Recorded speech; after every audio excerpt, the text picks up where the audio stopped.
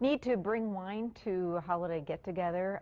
Well, we're headed to Wine Premiere in Bellevue, and we're going to learn some of the top-rated wines. Good morning, Amy. This morning we're going to talk about different calibers of wine, different ratings of wine, from Wine Enthusiast, Wine Advocate, Stephen Tasner, different competitions that take place, all the different ways that wines are rated. And what does that mean to you as a consumer? When you buy a wine that says 90 points Wine Advocate or 92 points Wine Enthusiast, what does that mean?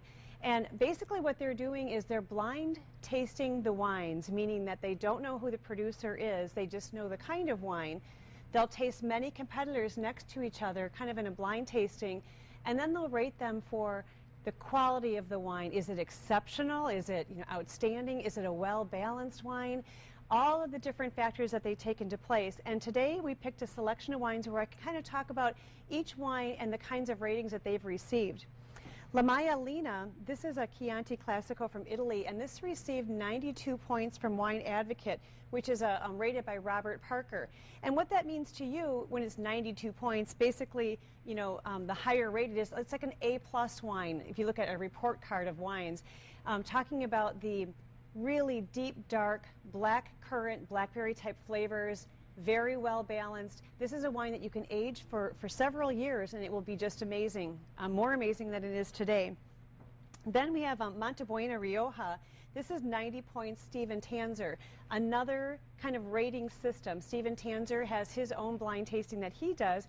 And Montebuena, this is a wine that very robust in flavors, very smooth. You're definitely going to want to aerate this wine, swirl it around in your glass, and really find the full bouquet and the full ambience of this wine. This is interesting. This is a winery that actually received Winery of the Year in the state of Washington in 2011. This is called Jet Black Syrah.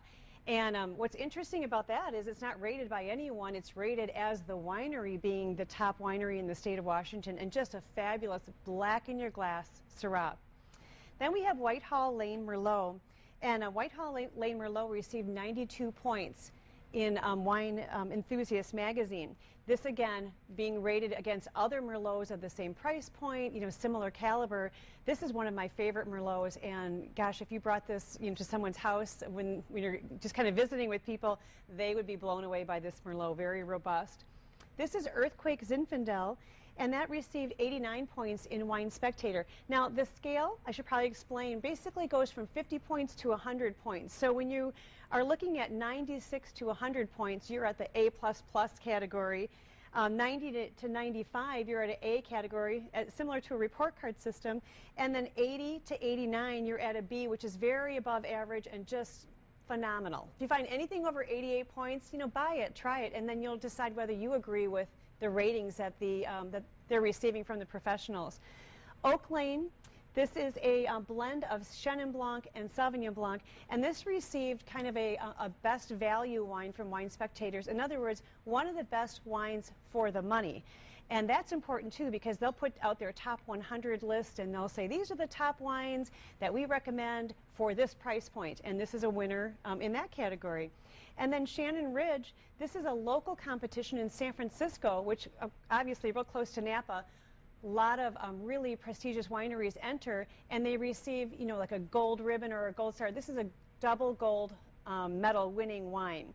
So what basically that means to you is don't get intimidated by all of the ratings, but just kind of enjoy the caliber of these wines. If you see a wine that's rated 80 or 90 points, take the wine home, drink it, see if you agree with the ratings, and if nothing else, just have fun with wine. This shouldn't be intimidating. It should just be a really, really cool experience for you.